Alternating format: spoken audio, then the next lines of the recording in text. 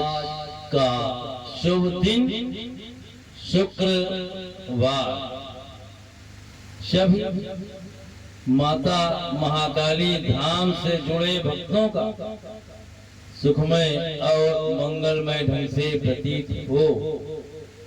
जो भी भक्त किसी भी ईश्वरीय शक्तियों की शरण में है, माता महाकाली की शरण में है, महाकाल की शरण में है, श्री राम की शरण में है, हनुमान जी की शरण में है, उनका दिन तो सुखमय और मंगलमय ढंग से व्यतीत होता ही होता है। उनका जीवन भी सुखमय और मंगलमय ढंग से व्यतीत होता रहता है।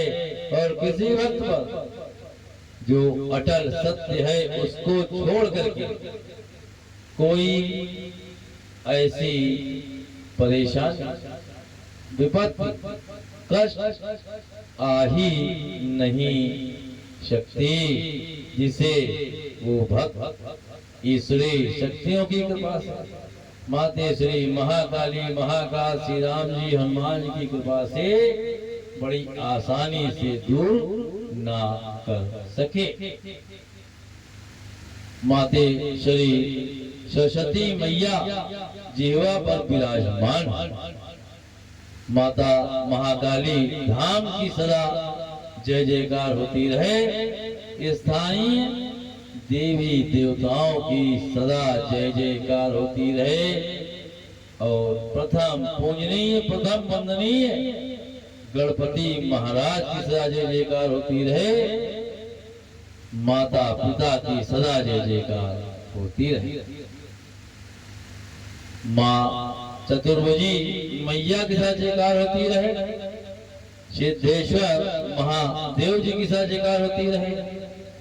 नेगलावीर बाबा की सदा जय जयकार होती रहे। झारखंडेश्वर महादेव जी की सदा जयकार होती रहे। हमेशा यदि सौभाग्य से आपके माता पिता का शाख आपके पास है, आप उनके पास रहते हैं, तो ये बहुत बहुत बहुत सौभाग्य की बात है। और यदि आप अपने माता पिता के साथ रहते हैं तो ये सत्य है कि आप अपने माता पिता का आदर सत्कार सेवा तो करते ही करते होंगे, क्योंकि माता पिता के साथ रह के स्वयं मन में यह आता है कि अपने माता पिता की सेवा करें। माता पिता की सेवा करने में जो आनंद आता है वही आनंद ईश्वरीय शक्तियों की शरण में जाने से, ईश्वरीय शक्तियों के भजन कीर्तन आज में, ईश्वरीय शक्तियों की कथा में सत्संग में आता है। वही आनंद माता पिता की सेवा करने में आता है। और हमेशा वो जो माता पिता की सेवा करता है, सत्कार करता है और उन्हें हमेशा खुश रखने का प्रयत्न करता है और उनका हर वाक पूर्ण करने की चेष्टा करता है कि यदि माता पिता ने कुछ भी कहा तो वो उस बात को आदर पूर्वक मानता है। और जब बेटा ऐसा करता है, पुत्र ऐसा करता है, तो पुत्र को तो आत्मिक शांति मिलती ही मिलती है, माता पिता को भी बहुत आनंद आता है। और ऐसा आज्ञाकारी पुत्र पाकर के माता पिता का सीना भी चौड़ा हो जाता है। इसलिए हमेशा अपने माता पिता का आदर करें, सेवा करें, सत्कार करें और प्रतिदिन उनके चरणों में अपना सिर अवश्य नवाएं, झुकाएं। आप उनके चरण स्पर्श अवश्य करें सिर रख कर। और जब आप अपने माता पिता के चरणों में अपना सिर रखते हैं, आप देखेंगे कि आपको सब कुछ मिल जाता है। और जिस वक्त आपके माता पिता आपके सिर पर हाथ फेरते हैं, पीठी पर हाथ फेरते हैं, उस समय आप स्वयं ये महसूस करेंगे कि आपको कितना आनंद आ रहा है। माता पिता का हाथ जब पीठ पर फेरा जाता है, उस समय यदि कोई आपको दिक्कत भी है शारीरिक रूप से, तो लगता है वो भी खत्म हो गई, क्योंकि माता पिता के हाथों में तो वाकई जादू ही जादू होता है।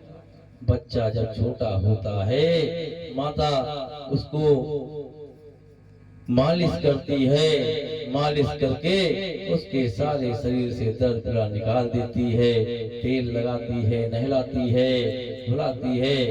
तो माता पिता के हाथों में तो वाकई जादू होता ही होता है।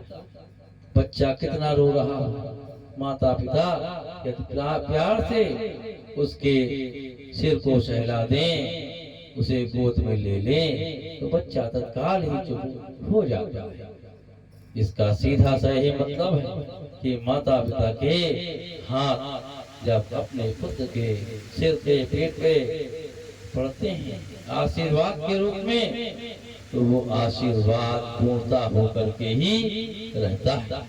तो माता पिता जो कह देते हैं वो होके रहता है। और ये भी सत्य है कि माता पिता का आशीर्वाद यदि मिल जाता है तो सारी ईश्वरीय शक्तियों का आशीर्वाद स्वयं ही मिल जाता है। ईश्वरीय शक्तियां स्वयं आप पर कृपा दृष्टि बरसाने लगती हैं, उनकी कृपा दृष्टि आप पर बनी रहती है। और वो हमेशा ऐसे भक्तों को जो ईश्वरीय शक्तियों की शरण में हैं, परंतु अपने माता पिता की भी निरंतर सेवा करते हैं, उनका मान सम्मान करते हैं, उठकर उनके चरणों में सिर झुकाते हैं। ईश्वरीय शक्तियाँ बहुत ही ऐसे पुत्रों पर भक्तों पर प्रसन्न रहती हैं और उनके जीवन में हमेशा खुशियां ही खुशियां भर देती हैं। जय महाकाली, जय महाकाल, जय श्री राम, जय हनुमत लाल।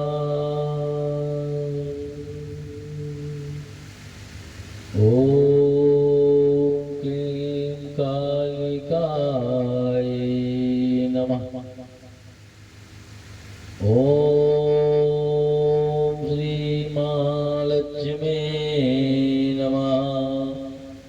ओम श्री दुर्गाय नमः। ओम श्री शुक्राय नमः। अल्पमृत्यु वो मरे जो चले अधर्म व असत्य के मार्ग पे, और भक्त ना हो महाकाली महाकाल का। अकाल मौत उसका क्या करे जो चले धर्म व सत्य के मार्ग पे, और भक्त हो महाकाली महाकाल का। हरे कृष्ण कृष्ण कृष्ण हरे हरे, हरे राम राम राम हरे हरे। राधे राधे राधे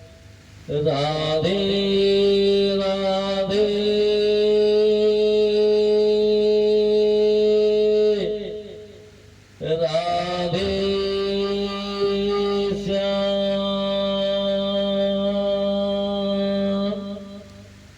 कहते हैं कि राधे राधे राधे राधे जपो चले आएंगे बिहारी।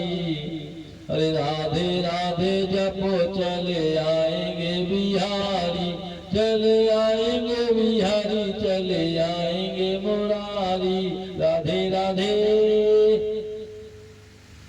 ओम जयंती मंगला काली भद्रकाली कपालिनी, दुर्गा क्षमा शिवा धात्री, स्वाहा स्वधा नमस्तुते। ओम क्लीं कालिकाय नमः। ओम ह्रीं बंगलामुखी सर्वदुष्टानां वाचं मुखं पदं स्तभ्या, जिह्वा कीले भूते विनाशे, ह्रीं ओम स्वाहा।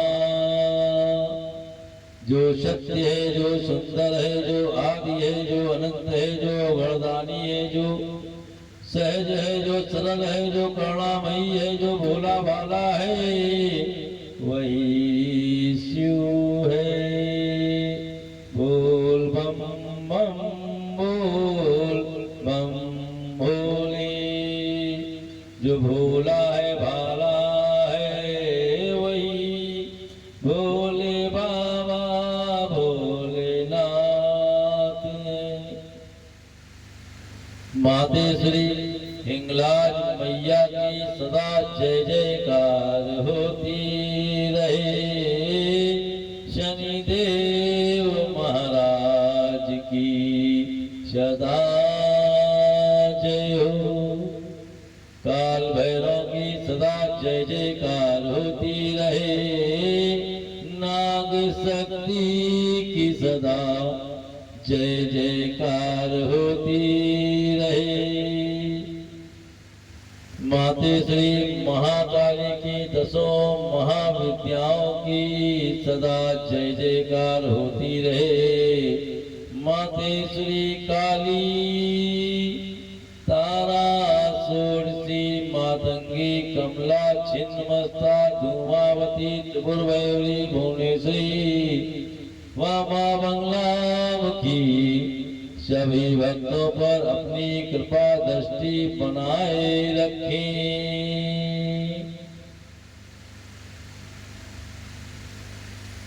काल शुक्रवार के दिन 10:30 से 12 बजे तक रहता है। राहु काल को अशुभ समय माना जाता है और जिस समय राहु काल चलता है कोई भी शुभ कार्य नहीं किया जाता है, वरना ही कहीं आवागमन किया जाता है। दिशा शूल का भी जीवन में विशेष महत्व होता है। यदि बहुत जरूरी न हो, बेमतलब में अपने इष्ट मित्र परिजनों आपके यहाँ शुक्रवार के दिन पश्चिम दिशा की ओर जाने से परहेज करें, क्योंकि हानि होने की संभावना रहती है। 18 जुलाई जिन भक्तों का शुभ जन्मदिन है, उन सभी भक्तों को माता महाकाली धाम की तरफ से बहुत बहुत हार्दिक शुभकामनाएं। उनके जीवन में हमेशा मातेश्वरी महाकाली, महाकाल, श्री राम जी, हनुमान जी, माँ लक्ष्मी मैया, माँ सरस्वती मैया, माँ दुर्गा मैया की कृपा हमेशा बनी रहे।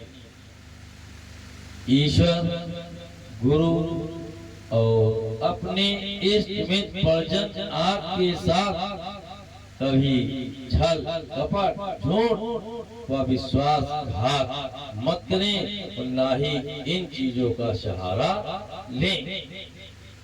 हमेशा ध्यान रखें कि आप जहाँ तक संभव हो सके सत्य व धर्म के मार्ग पर चलने का प्रयास अवश्य करें और सत्य व धर्म के मार्ग पर चलकर की गई कमाई पर भरोसा यदि आप रखते हैं तो आप स्वयं महसूस करेंगे कि आपको कितनी आत्मिक शांति मिल रही है और घर में भी कितनी सुख शांति बनी है और घर से जो रोग दोष है वो भी अपने आप दूर हो जाते हैं। क्योंकि जहाँ सत्य व धर्म हो, जहाँ सत्य व धर्म की कमाई हो, वहाँ रोग दोष का कोई काम ही नहीं होता है। पूर्ण सच्ची श्रद्धा आस्था विश्वास के साथ माता महाकाली धाम का दर्शन करने वाले व ईश्वरी नामों का श्रवण करने वाले सभी भक्तों का आज का शुभ दिन शुक्रवार पूरा दिन प्रातः काल, दोपहर काल, संध्या काल, रात्रि काल सुखमय और मंगलमय ढंग से व्यतीत होगा। किसी भी भक्त पर किसी तरह की कोई कष्ट या परेशानी नहीं आएगी। हमेशा सभी भक्तों पर माते श्री महाकाली कृपा व गुरुदेव का आशीर्वाद हमेशा बना रहे। एक छोटा सा प्रसंग है कि आप इस बात को ध्यान रखें, ये दुनिया मतलब परस्त, इसमें सिवाय ईश्वर के आपका कोई नहीं है।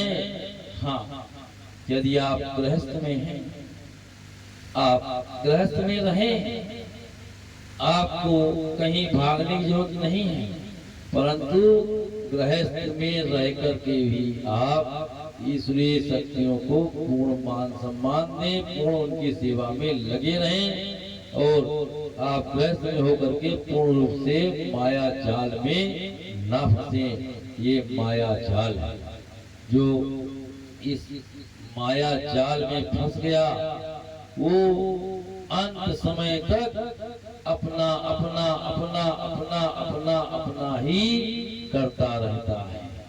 ये मेरा मकान, ये मेरी पत्नी, ये मेरा लड़का, ये मेरा, ये मेरी गाड़ी, ये मेरा, ये मेरा, ये मेरा। लेकिन जो कुछ वास्तव में तेरा है उसे कभी याद नहीं करता। असली यदि कोई तेरा है तो वो है ईश्वरीय शक्तियाँ। ईश्वर के सिवा कोई नहीं है जो पूर्ण रूप से तेरा हो। ये मत लोग कितना भी अपना अपना करो, चाहे अपनी पत्नी हो, चाहे अपना लड़का हो, चाहे अपनी बेटी हो, चाहे बहू कोई हो, जब तुम जाओगे तो साथ कुछ नहीं जाएगा। जिसको अपना अपना करते रहे वो सब, चाहे मकान हो, दुकान हो, व्यवसाय हो, पत्नी हो, पुत्र हो, पुत्री हो, कोई हो, सब कुछ यहीं छूट जाएगा, यहीं रह जाएगा। इसका सीधा यही आशय है कि अपना अपना करते रहे पर अपना मिला न कोई। अपना यदि कोई है तो वो सिर्फ ईश्वर है जो तुम्हारे जन्म के पहले भी साथ था, जन्म मृत्यु के बाद भी वही, हर समय हर जगह वही, जहाँ से आए हो वहीं जाना है। और मुसाफिर ये तेरा असली ठिकाना नहीं, तेरा असली ठिकाना तो कहीं और। जिसको भूल जाते हो माया में पड़ करके, ये भी सत्य है, कुछ लोगों को याद रहता है फिर भी मन को दबाए रहते हैं। वो यदि मृत्यु की बात कर दो, अरे कहते बेकार बातें करते हो, डरते हैं, मृत्यु से डरते हैं, डरते उससे हैं जो अटल सत्य है। दुनिया में कुछ हो ना हो तुम्हारे साथ, तुम धनवान बनो ना बनो, धन बहुत है, गरीब बनो ना बनो, कुछ करो ना करो, लेकिन मृत्यु वो अटल सत्य है जो आनी ही आनी है। धन आए ना आए, कोई ऐसा नहीं है कि वो आए ना आए, जिंदगी में नहीं हो सकता। संपदा भरी है, चली जा सकती है, नहीं जा सकती है, संपदा नहीं है, मिल सकती है, लेकिन जीवन का सबसे बड़ा जो सत्य है वो ये नश्वर शरीर है, ये पानी का बुलबुला है। एक सांस आती है, दूसरी लौट की किस वक्त ना आए किसी को नहीं पता। एक एक सांस के साथ लोग जीते हैं, परंतु बड़ी आस के साथ जीते हैं, जैसे लगता है कि उन्हें जाना ही नहीं है। लेकिन ये भी सत्य है, जो आया है सो जाएगा, राजा रंग फकीर। जो इस लोक में आया वो कोई हो, वो चाहे सूर्य शक्तियां ही अवतार लेके क्यों ना आई, वो राम अवतार में आई, वो कृष्ण अवतार में आई हो, सबको इस लोक को छोड़ करके एक ना एक दिन जाना ही पड़ता है। जब ईश्वरीय शक्तियों को जाना पड़ता है तो मनुष्यों की बात ही क्या है। कोई भी ऐसा नहीं है जिसे इस पृथ्वी को छोड़ करके मृत्यु को छोड़ करके ना जाना पड़े। सभी आने वाले को जाना पड़ता है। जो आया है वो अवश्य ही जाएगा। और यदि आप जानते हैं फिर भी इस बात को दबा देते कि हमको जाना है, अरे अभी कहाँ, अभी मेरी उम्र ही क्या है, अभी कहाँ जाना है। जैसे जानते हैं कब जाना है, जबकि ये कोई नहीं जानता किसको कब जाना है। वो चाहे जितनी उम्र हो, वो बचपन हो, वो किशोरावस्था हो, युवावस्था हो, प्रौढ़ावस्था हो, बुढ़ापा हो, कोई हो, कितना भी आगे बढ़ जाओ ना बढ़ पाओ, किसी भी समय जा सकते हो, लेकिन भूल जाते हो, कहते हो कि हमको तो जाना ही नहीं। बस उसी फेर में लगे रहते हो, कैसे व्यवसाय बढ़ाएं, कैसे बढ़ाएं और बढ़ाएं और बढ़ाएं, कितना धन पैदा कर लें, कितना उन्नति कर लें, कितना धनवान बन जाए, कितना स्वास्थ्यवान बन जाए, इसी में पड़े रहते हैं। और जो सत्य है उससे आंख मूंद लेते हैं और धन धन धन धन धन करते रहते हैं। पर जिस वक्त शरीर से आत्मा अलग हो जाती है तुम कुछ नहीं कर सकते। शरीर में जब आत्मा रहती है तुम क्रोध करो, कुछ भी करो, धन कमाओ, ये कमाओ, वो कमाओ, किसी गाली बको गलौज करो, किसी को मारो पीटो, अपनी ताकत दिखाओ।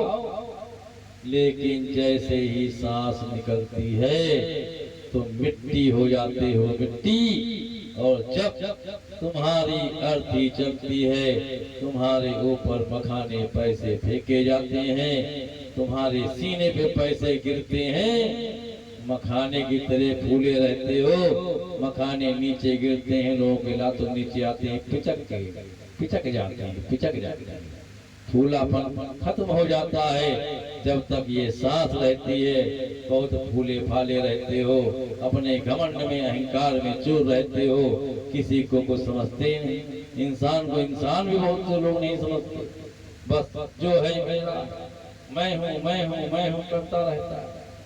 और मखाने की तरह सांस निकलने के साथ ही पिचक जाते हो, सीने पे पैसे पड़े रहते हैं, उठा भी नहीं पाते हो। इसलिए ये अटल सत्य का हमेशा ध्यान रखें, इससे मुख मत चुराएं। क्योंकि ये कहा भी गया कि कोई आए या ना आए तुम्हारे जीवन में, तुम शादी करो ना करो, कुछ भी करो, परंतु मौत को तो आना ही आना है। और जितना डरोगे उतना ही मौत परेशान करती है। जो डरते हैं किसी को मरा देख लें घबरा जाते हैं, थोड़ी सी कोई गाड़ी हल्की लग जाए घबरा जाते हैं, है मर न जाए। अरे डरते उससे हो जो एक दिन तो होना ही होना है, तुम चाहे जितना डरो, कुछ भी करो, मौत तो आनी है, वो आके रहेगी, उसको कोई नहीं रोक सकता। किसी भी श्री शक्तियों के भक्त हो, किसी की शरण में हो, कोई मौत नहीं रोक सकता है। और जब काल आता है, उस काल को कोई भी रोक नहीं पाता है, क्योंकि जो आया है उसको जाना ही पड़ता है।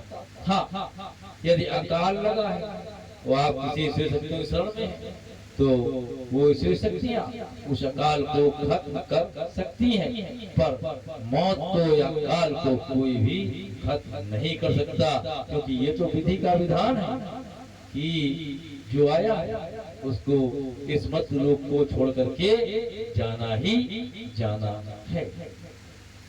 इसलिए हमेशा आप घर परिवार के साथ रहें, गृहस्थ जीवन में रहें।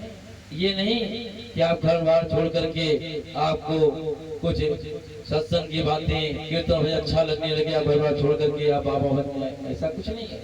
आप घर गृहस्थ में रहते हुए घर का पूरा आप कार्य करें, आप घर का पालन पोषण का कार्य करें, परंतु साथ में ईश्वरीय शक्तियों की शरण में भी जाएं, कीर्तन भजन में भी अपना समय दें। बस यही कहना और कुछ नहीं कहना। एक छोटा सा प्रसंग कि एक गुरु जी के आश्रम एक लड़का आता, वो लड़का बड़े ध्यान से सत्संग कीर्तन भजन आपको सुनता था, लेकिन ये और गुरु जी की नजर उस पर रहती थी, वो बड़े ध्यान से हर बात को सुनता, काफी दिनों से आ रहा था। एक दिन आया, बोला गुरु जी आपकी कृपा से हमारी शादी तय हो गई। गुरु जी ने कहा ठीक है बेटा, बहुत अच्छी बात है, लेकिन तुम उससे थोड़ा दूर हो गए। कहा गुरु जी इसका मतलब कहा वक्त आने पे मालूम होगा। वो चला गया और शादी की बात तय होते ही थोड़ा उसमें याद भूलने लगा, उसमें थोड़ा याद करने लगा, और वो एक आध दिन बीच में सत्संग में कीर्तन भजन में आने से बचने लगा। फिर एक दिन आया, कहा गुरु जी फला तारीख को मेरी शादी। गुरु जी ने कहा बेटा थोड़ा और मुझसे दूर हो गए, और सब शादी हो गई। उसके बाद तो 2-4 दिन वो नहीं आया।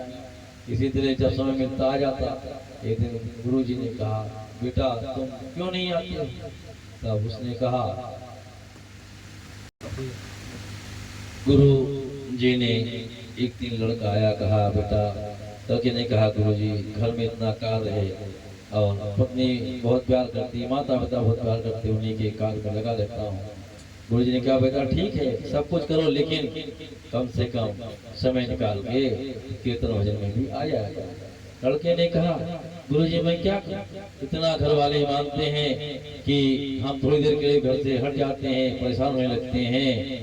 गुरु जी ने कहा बेटा तुमसे मैंने इसीलिए कहा था, तुम मुझसे थोड़ा दूर हुए और मुझसे दूर हुए, इसीलिए कहा था, और फिर भी मैं कह रहा हूँ कि बेटा कुछ भी हो, ये दुनिया मतलब परस्त है, रिश्ते नाते सब मतलब परस्त हैं, मतलब के लिए ही सब एक दूसरे को मानते हैं, जानते हैं, पहचानते हैं, और मतलब निकल जाता है तो धीरे धीरे लोग कतराने लगते हैं। यदि तुम काम ना करो, तुम घर की कोई सेवा ना करो, धीरे तुमको लोग किनारे करने लगेंगे। तो उस लड़के ने कहा नहीं गुरुजी हमारे घर वाले बहुत मानते हैं। गुरुजी ने कहा बेटा ठीक बहुत अच्छी बात, लेकिन थोड़ा समय दो। उसने कहा समय नहीं मिलता। गुरुजी ने ठीक कल आना, मैं बताऊंगा तुमको कौन कितना मानता है, ये दुनिया मतलब परत कैसे है। तो लड़का आया, गुरुजी ने उसको एक जड़ी दी, कहा संध्या काल को ये जड़ी मुख में रख ले, लेट जाना और तुम्हारी सांस बंद हो जाएगी, थोड़ा शरीर स्थिर हो जाएगा, परंतु तुम सब कुछ सुनो। लड़के ने कहा ठीक है, वो जा करके वैसा ही किया। जब वो लेट गया, पत्नी खाना पूछने के लिए आई, खिलाया, कोई हरकत नहीं, भागी भागी गई। अम्मा से कहा अम्मा देखो क्या हुआ, पिता से कहा देखो क्या हुआ। सब आए देखे और सब ताड़े मार के ये तो चले गए, चले गए, चले गए, और सब लोग रोने लगे कोई। और ये भी सत्य है, ऐसे समय बहुत अजीब गरीब माहौल होता है। जिसको देखो यही कहता है, हाय भगवान हमको उठा लो, हमको उठा लो, हमको उठा लो, इसको जिला दो। और बड़ा अजीब और गरीब माहौल होता है।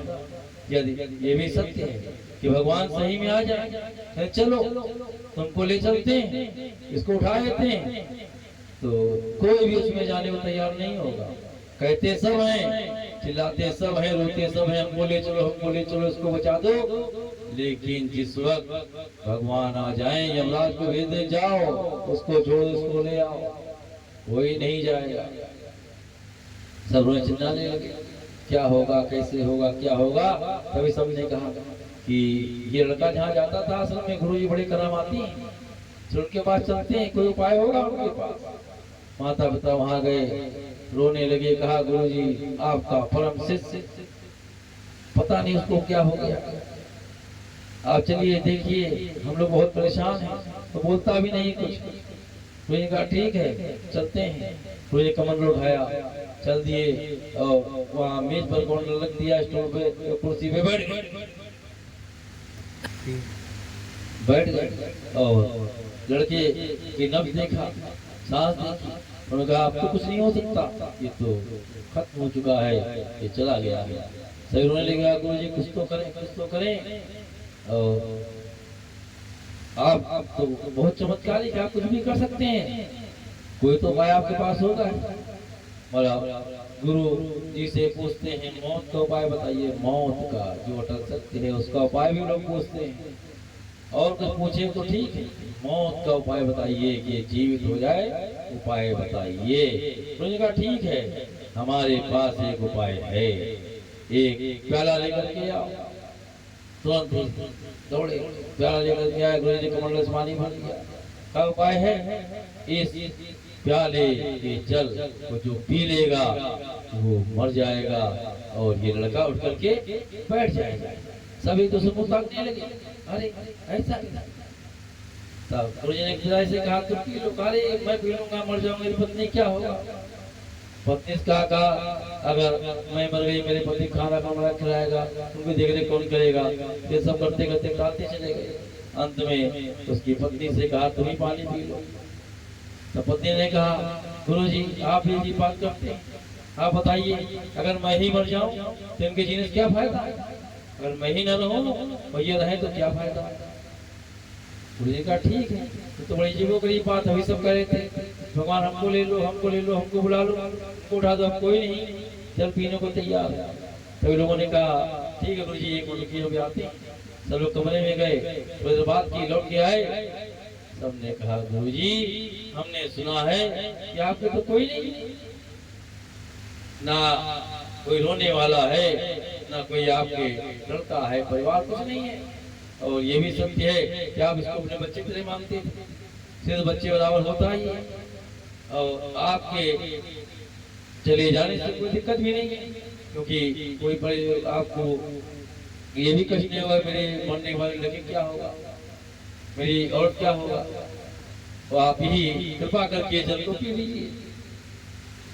मैंने कहा आप भी ऐसी बात करते हैं, हम तो भाई थोड़ा सत्संग करते भजन करते हैं लोगों को, अरे इसी से तो मैं बताते हैं। तभी लोगों ने कहा गुरुजी कम से कम शिष्य के लिए आप इतना तो कर ही सकते हैं। मैंने कहा ठीक करते हैं। ने प्याला उठाया, लड़के के मुख में डाला, आधा प्याला झड़ी निकाल ली, आधा पी लिए, कमर उठाए चल दिए। लड़का उठा गुरुजी के पीछे चलने लगा। कहाँ जा रहे हो, कहाँ जा रहे हो, सब खुशी के मारे झूमने लगे, चिल्लाने लगे। अरे बेटा कहाँ, लड़के ने कहा मैंने सब कुछ देख लिया, सुन लिया, ये दुनिया मतलब परस्त है, इस दुनिया में हम रहने के काबिल नहीं, ना ये दुनिया वाले हमारे काबिल। बड़े गुरुजी रुक गए, कहा बेटा ये क्या कर रहे हो, ये गलत, मैंने तुम्हें ये इसलिए नहीं बताया कि तुम घर परिवार घर छोड़ करके बाबा साधु बन जाओ, महात्मा बन जाओ, नहीं, ये बहुत गलत है। सबसे बड़ा धर्म गृहस्थ में रह करके अपने माता पिता पत्नी भाई बच्चों को पालना है। हाँ, उस गृहस्थ जीवन में रहते हुए तुम साधुवत व्यवहार करो, तुम कोई ईर्ष्या द्वेष न रखो, घमंड न करो और प्रतिदिन ईश्वरीय शक्तियों की शरण में रहो। जो असली तुम्हारा है, इसे अपना अपना करते हो, वो तुम्हारा है, उसकी शरण में रहो। लड़का समझ गया और उसी दिन से सभी घर के लोग गुरु जी के आश्रम में सत्संग कीर्तन भजन सुनने जाने। इसका सीधा सा से यही है, ये दुनिया मतलब परस्त है, मतलब परस्त के लिए जीती है, बोलती है, हंसती है और यदि कोई सच्चा है ना, वो है ईश्वर। सभी भक्तों को माता महाकाली धाम की तरफ से बहुत बहुत हार्दिक शुभकामनाएं। उनके जीवन में हमेशा माता श्री महाकाली महाकाल श्री राम जी हनुमान जी की कृपा हमेशा बनी रहे।